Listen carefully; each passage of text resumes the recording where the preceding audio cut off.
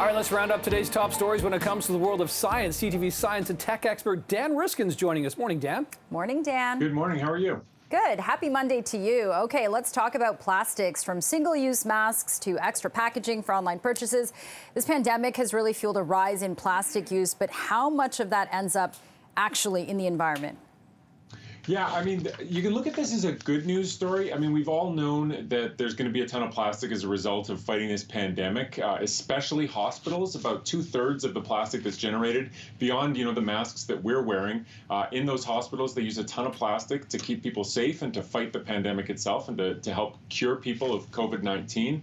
But the question is, how much is ending up in the environment? So some people did some calculations, and they estimate that about 8.4 million tons of extra pandemic plastic has been produced, but more than 99% of that has been put into proper landfills. Less than 1% has gone out into the environment. However, when you have that much, less than 1% adds up. And so it's still 25,000 tons, which is about 1.5% of all the plastic that's ending up out in waterways. So we're not perfect, but we're doing pretty well.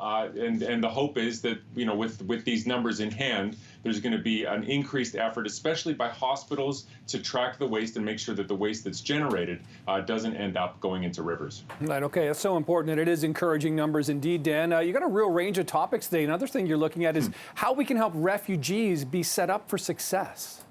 This is super interesting. It's a scientific study about how refugees in Germany perceive themselves. We talk a lot about the stigmatism that refugees have and the way other people perceive them, but sometimes for the refugee themselves, they're thinking of themselves in that stigmatized light, thinking of themselves as weak, unskilled victims. And so what these researchers did was an intervention where they took these people who had come to Germany as refugees, and they pointed out that a refugee, by their very nature, has shown strength and skills that go well beyond what most people are ever capable of.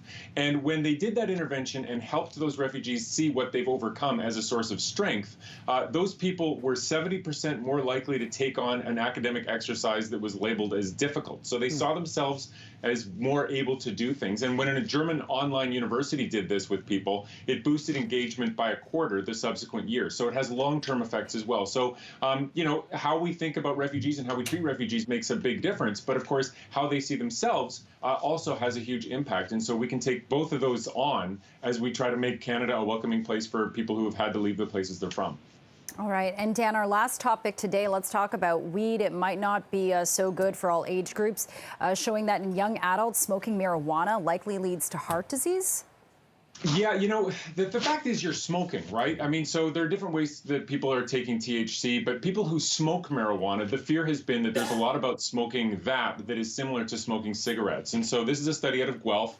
It's getting a lot of attention. 35 healthy young people had their blood flow measured, 18 of whom are regular cannabis smokers, 17 of whom do not regularly smoke cannabis, and they found significant difference. These are young, healthy, sort of undergraduate-aged people, but they were showing change in the flow of blood through the heart, greater stiffness of the main blood vessel coming out of the heart called the aorta. And these are sort of hallmark symptoms that you see in smokers that show signs that there may be heart disease later on. And so the warning is, although marijuana is not a cigarette, they're two different drugs, the fact that you're smoking them may still have effects.